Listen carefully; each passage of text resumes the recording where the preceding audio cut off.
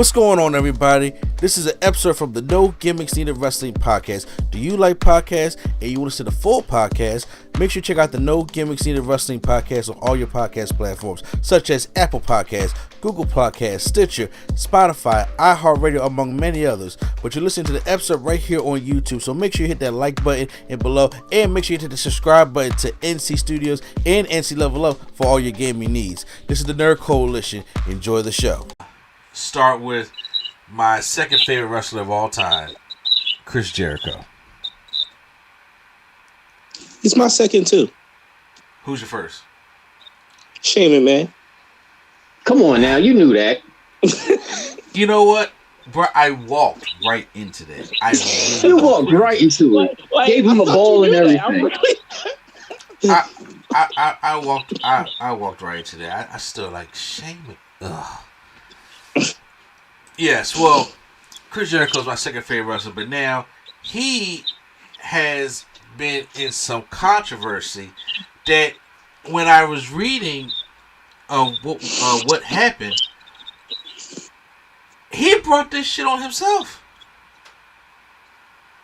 And I'm like, you know, all you had to do, honestly, and I hate to say like all you had to do is, you know what I'm saying, but it's like, if you ain't get on your phone, we probably wouldn't be in this situation right now. Because CM Punk, on the wee hours of Christmas morning, got into a spat with CM Punk and Ace Steel's attorney, Stephen P., I believe his name is, on Twitter. Hashing it, I guess hashing it back and forth. I'm talking about like 4 o'clock Christmas morning. You know, like you know, Santa's still working, y'all. And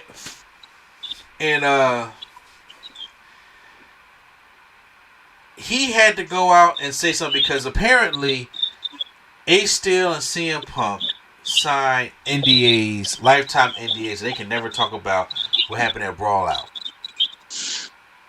So, with that being said, I was like, why are they even bringing up Brawl Out again? That's an ugly stamp on AEW. Why do we even want to bring that up? So, Chris Jericho tweets at their attorney saying this. Hey, Stephen P. Stephen P. New has here. I don't adhere to any employee handbook and have never, in caps, had one in 4 years of working for AEW. I also never signed an NDA in my life, ever. So stop trying to be a bully and making egotistical fantasy brags for your clients and start doing some research. Hold on, because obviously he brought up something about that Brawl Out case. Oh, I had to let's see.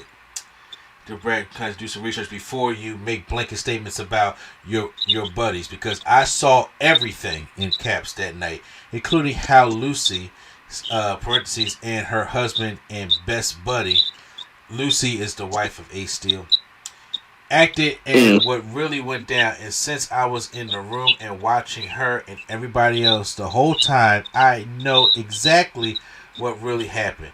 And considering you weren't there and I was, maybe you should shut your mark ass up, because what really went down was disgusting. So this Steve guy replied and said, it's in your employee handbook unless you have a special one. We can't. Oh wait, hold on. That's the wrong tweet.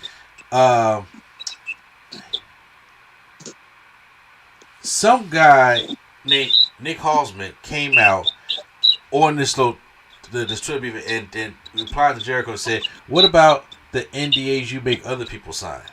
With a question mark. And that's right there is when things started kind of taking off a little bit, because everybody say, well, what NDAs is Chris Jericho making everybody is talking about? So then a clip of Nick Halsman from that rumor, and innuendo pockets, he's a pockets in rumor and innuendo, went viral. In that clip, Halsman made mention of skeletons in Chris Jericho's closet. He also brought Harvey Weinstein's name into the situation as a comparison to Jericho's situation. Damn. Before I go any further, Quattro, am I on speakerphone over on your side?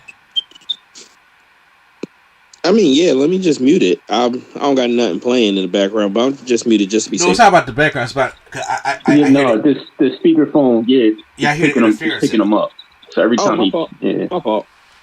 Yeah, so every time I talk, I'm hearing the interference in it.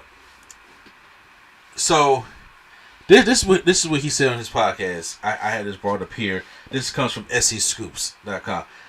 There are issues with Jericho behind the scenes where I know a lot of people who were hurt by Chris and his actions. You know, it's very uncomfortable to me to see him lauded like he is and only having the focus on that. Because I do think there are a lot of questionable stories about Chris that will find their way out over time when people are ready to tell those stories. That will cast him in a very different light. I mean, Harvey Weinstein won a lot of Oscars. Harvey Weinstein produced a lot of very popular films. Harvey Weinstein is now in jail. I'm not saying that is happening to Chris, but the narrative can quickly turn if you're hiding a lot of skeletons in your closet. Well, that and then people were saying online, saying, well, pure speculation, he might be referring to Kylie Ray. And I was like, well, what the hell going on with Kylie Ray? You know? And there was some instances where there have been stories of saying that Kylie Ray had left AEW because of some instances with Chris Jericho. Now, Kylie Ray was back in AEW back in around 2019, like that first year when they was like, you know, really getting hot in their feet around them. So, and then she left, and then she went to Impact Wrestling, and then she left Impact Wrestling, and then I think she went to NWA. And I remember she hasn't said anything bad about AEW or Impact Wrestling or even NWA where she's at right now. But there is this quote here saying, so I want to make sure I get this right. I don't know who, ISO Wrestling is, but then they wrote this. So here's the deal. You don't quit the hottest feed going today, which is AEW, without reason. I have it from people in the know that Kylie was asked to go to Chris Jericho's room with the understanding that others would be there. When she got there, it was just him. He made a pass at her. No other details are given, and she freaked out. And let me tell you how, overall, those are the quotes I'm reading. This is not nothing Tony Khan needs at all. Of what the situation that's going on in AEW right now. Just the current state of AEW at the moment. This is not something that Tony Khan needs at the moment. Especially with what's going on here. Now here's the thing. There's no details of what's going on. That's exactly how it should be treated. Nobody, he didn't use the R word on her, or we don't know what kind of passes he made or what kind of things he made. But I remember Kylie Ray left and she had made it a note that it had due to her mental health. And something like this could really affect your mental health. So I'm not necessarily sure what the things are. But then, they had the media scrum, that press conference after Worlds Collide on Saturday.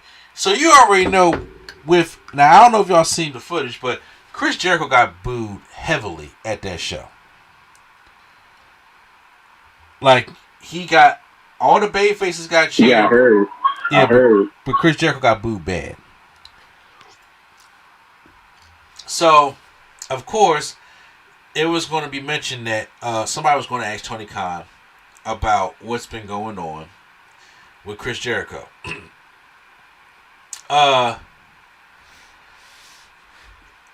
When they asked Tony Khan about it, have made, oh God, what did they ask Tony Khan at this press conference? I don't know if has he been investigated? Has Chris Jericho been investigated? Tony Khan says this: I can't speak to internet and unsourced rumors. Khan said at the post show, I spoke earlier and mentioned the policies we have in place, the disciplinary process. We've always followed that, and I believe AEW is the safest wrestling company in the world. The same man that said CM Punk threatened his life last year. Oh, it should be earlier this year. And anytime, was just supposed to forget that. and we have the best track record for safety. Yikes! I would hold it up to anybody, and anytime anybody has any kind of complaint, they have an open door to say it to me or anyone in the office, and we will look into it any time. So he just danced around the whole question. The whole question was, has he ever been investigated? Yes or no? You already know that whole saying, a hit dog will holler, right? It's the same way this man hollered when Big Swole was making them claims, what was it, early last year, about why she left. And when you just asked a good question, Quattro, when you said, I think before we started recording, or why doesn't Tony Khan have the balls to do stuff like that? Because he's a mark. He does stuff that we as wrestling fans do. Talk shit, then when people bring it to our attention, we find an excuse for it. That's what he is. Now, why sip some tea? I want to know y'all thoughts on this. I'm going to start with you, Quattro, of this whole situation that just arose. Because this is something that MJF actually brought up that I'm going to talk about when we talk about World's End. And how that it seems like it's always some BS that's happening that overshadows something decent. So I'll start with you. I mean, it's messed up that no matter what happens, there's always like some dark cloud that comes out and overshadows it and pretty much takes it away from what the conversation could have just been about of just World's End. It could have just been like, yo, this was a good show, blah, blah, blah. But nope, we got this. B, why is people always on social media messing up?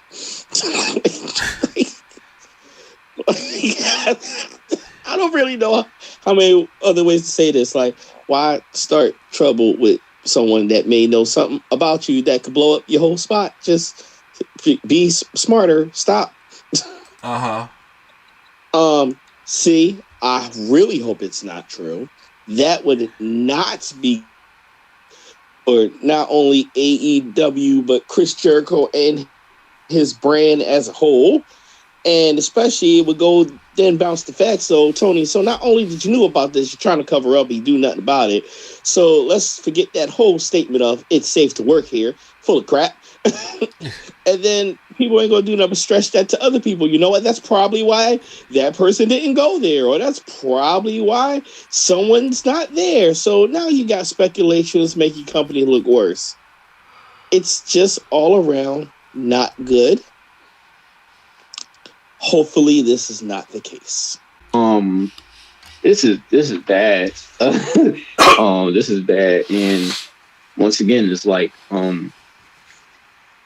when your leader is more of a fan versus an employer, like he gotta get somebody, like he gotta get like a professional spokesperson, because he's embarrassing on his own. He needs to handle this. And then Jericho, I don't know, pal. You better. You were a man. You were a man I looked at as a man of integrity in the company, in the business, let alone the company. So you need to get this settled, sir. You know what? It felt a little bit like I don't know if anybody's ever experienced this, but when you have like a manager that you can clearly walk over, or someone in your office clearly can walk over them, they kind of just do what they want because they know that nothing's really going to happen. And the whole office does notice that eventually that does catch up. Oh, catch it big time. So it catch it big time. He definitely needs to use another term, not let the inmates run the asylum. You know what I'm saying? Here's the thing I feel about Tony Khan. Tony Khan is so... He has to understand that even wrestling fans, like, bruh, AEW no longer works as just the alternative to WWE. That ship has sailed. And what I mean by that ship has sailed, I mean to the fact that you can no longer just get off your name. Because it's like, he wants AEW to be everything that WWE is not. You can't do that. Bro, you can't sit there and say that there is no sexual misconduct. You can't say that there's no sexual harassment. You can't say there's no racism. You can't say there's no classism. You can't say there's nothing. You're dealing with human beings here. That doesn't exist anywhere. You want it to, but it doesn't exist anywhere. So you can't sit there and say that, well, my company doesn't have all that stuff, but WWE's company does. They have it. You have it. Impact has it. Everybody has it. Your job is to wean it out, not act like it doesn't exist. And when it exists, maybe with some of your top stars, you have to you have to understand that, hey, we got to cut this problem because it's not going to work out for the long run. Where I really think that sometimes he may feel as though that, hey, if I lose any more top guys, then AEW is going to be in the ground. If you just focus on things that AEW needs to do as AEW, then we wouldn't have this problem. You cannot always focus on what WWE does all the time, because all wrestling companies look at each other for competition to see what the other's doing and what can make their company better. But I think he is so much of trying to be the alternative that nothing in his company right now is feeling fresh anymore. From storytelling to match types. Like, oh my God. I'm sitting thinking to myself, like, alright, I am a fan of hardcore wrestling. I am a fan of gimmick matches. But when I see them all the time, it loses its luster to me. Compared to when I see it at a sporadic amount of times. You know what I'm saying? That's something that Tony Khan does not get a handle. I mean, we had like 4 hardcore matches at World's End. And I'm like, we be having these kind of matches on Rampage and Dynamite. Ain't nothing special about them. But neither here or there. If his plan, because eventually, I know they was working on getting Jericho and Omega the tag team titles. Omega has diverticulitis, so he's in the hospital. He's gone for a while. And then he's back with Sammy Guevara. I'm like, didn't we have a storyline where they was feuding? And we supposed to work up to a match between Sammy Guevara and Chris Jericho? Okay. So on Rampage, because y'all know that's the only AEW joint I watch, and that's when they decided to cover this story. Chris Jericho brought out Sammy Guevara, and he was like, "Why did you betray me? Why did you stab me in the back?" And he said, "Well, it's hard to live in your shadow." And Chris Jericho says, "I respect that. Thank you for telling me the truth. Let's hug it out, and let's put the last sex guys together." That's the whole answer. That's what happened. I don't think you want to be putting together sex anything if you're touching people. Yeah. I thought about that as they said it on Friday. Yeah, I was like, not a good time for that. I wholeheartedly agree with you on that one. I'm about to say, bro, I don't know. about that. So now he had, depending on what these allegations are, depending on what the hell's going on, now Tony Khan really got to sit there. Because, see, now it's out there in the open. Now to the point where you're talking about Chris Jericho, who has helped start this company, who was over with the fans. I mean, they sing his song every time he comes out. They sing Judas all the time, right? Now you have got the situation where they've been booing this man the whole night while he's out there. That ain't going to be good. And that's not going to be good for your show if you want to keep putting Chris Jericho in a positive light and the fans already know what the hell's going on. Or they already have a feeling what's going on. You need to find a way to nip this in the bud right now. And it's like fate keeps forcing Tony Khan to grow some balls and deal with some things. Because right now, he ain't been doing the greatest of job of it. And it hasn't even been a full calendar year. Well, it hasn't even been a full year since the Brawl Out thing happened. So, it's like, it was like 6 months ago. Even though the calendar year this year switched over, but the year since that, it ain't even been a full year since he has been out some drama.